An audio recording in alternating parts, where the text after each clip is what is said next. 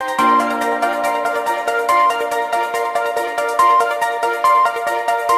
Jungle.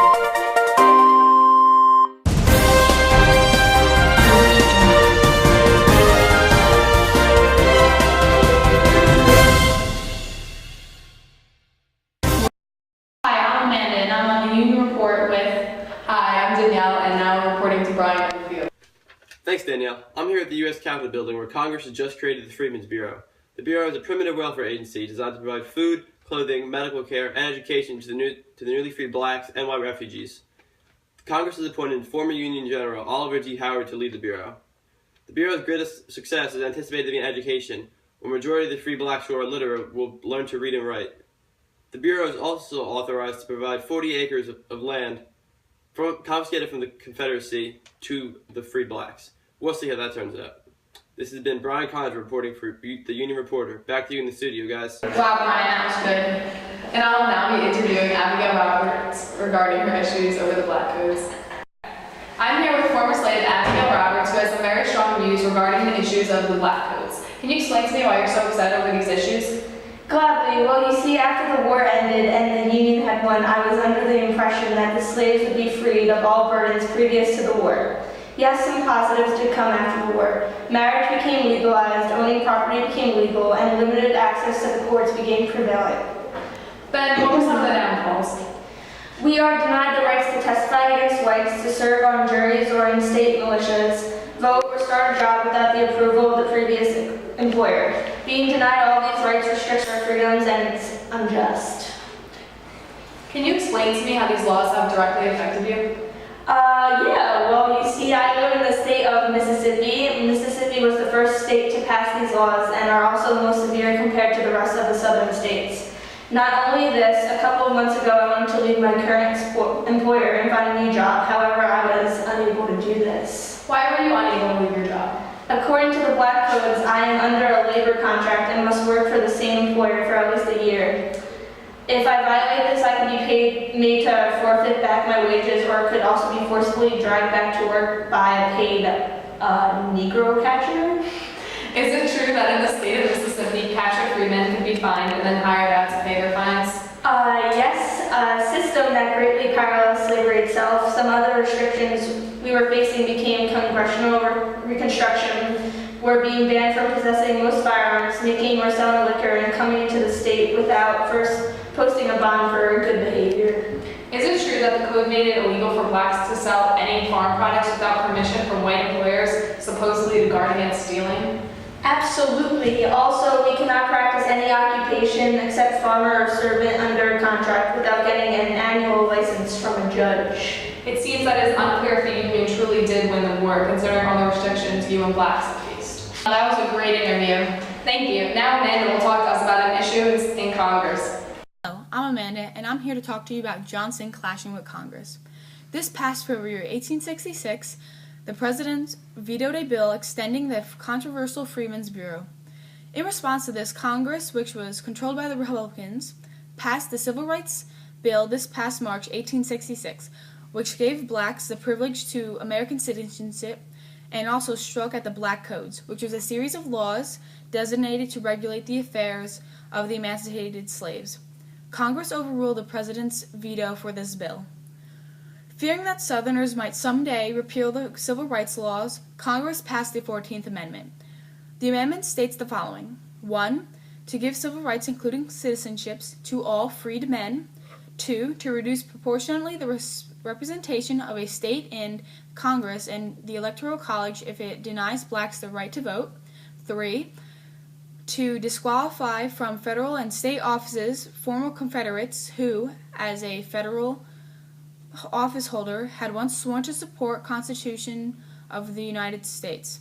And 4. To guarantee the federal debt while the Union assumed all Confederate debts.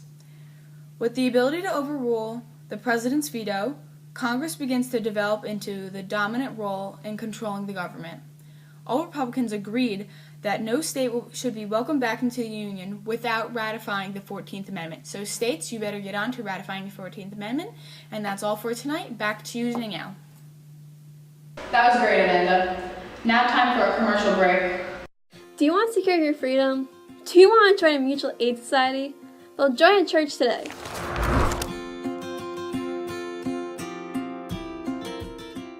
It doesn't matter if you're a Baptist or a Methodist. All freed slaves are, and so should you. The number of people attending one church has quadrupled.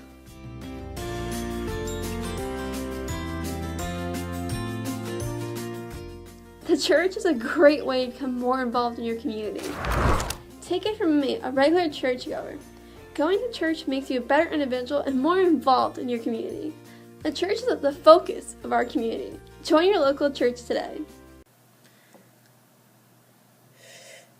Oh hey, didn't see you guys there. I was just enjoying a nice cup of cider and delicious treats at the Colonial Tavern, which everyone should come to. I'm actually here with famous rapper Krista Responti, who's going to rap about how good this tavern is. So let's just kick this off. Let me just go get her. Yo, Krista, come up here. Yo, what's up, guys? Here we go. I love this tavern. So good. Yeah, yeah. Yo, yo. Come to the Colonial Tavern. Yeah, yeah. In a rocky little cavern where everyone gathers. And there are no hazards if you need a nice drink and a slice for a good price. What? Take my advice, don't think twice, try the wild rice, which is not overpriced, bum. Feeling exhausted or even a little frosted, then just stay for the night. Our beds don't have mites, nothing will bite in the visible light. What? Chicka bang bang, try the fresh cider, which is always a provider to our guests of all kind. No one is left behind. What? Chicka bang bang, bum. The hospitality is great, absolutely no brutality, but a great sense of nationality. What? Yeah. Word, swag. The tavern is hella cozy. In fact, kids play ring around the rosy, while parents drink booze and even take a snooze. What? Bum, ba-da-dum. The relaxation and no aggravation is a clarification that this tavern deserves some congratulations. Clap it up, applause. No regret or even sweat will be offset. Have a cigarette and play some clarinet. You won't be upset. I'm willing to make a bet. What? Chicka bang bang, the Colonial Tavern is the place to be. Stop by and have an afternoon tea. What? The tea is fantastic, by the way. Krista, out. So eat a Brussels sprout at the Colonial Tavern. Yeah. It's the place to be. You will see. Word, Krista out. Come here. Everyone should come here while they're traveling in the Colonial Tavern.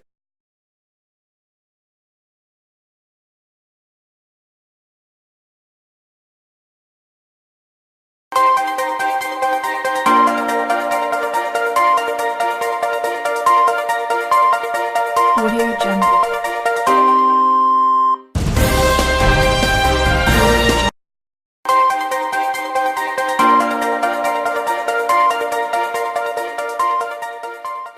Now back to Sasha reporting about the problems of peace. Hello again, people of America. I am here to report the problems after the war that the Union and the Confederates cannot get along. The Union has been singing songs about hanging Jefferson Davis from an apple tree, while the Southerns refuse to admit that they lost and treat still African Americans poorly. And because of the war, many of the Southern lands have perished, which is terrible on the economic life, which has been put to the halt due to their economic focus on agriculture. Because of this, the Southerns still are against the Union, so hopefully we can have peace sometime. Thank you. Well, I hope you enjoyed our show tonight and tune in again with us tomorrow.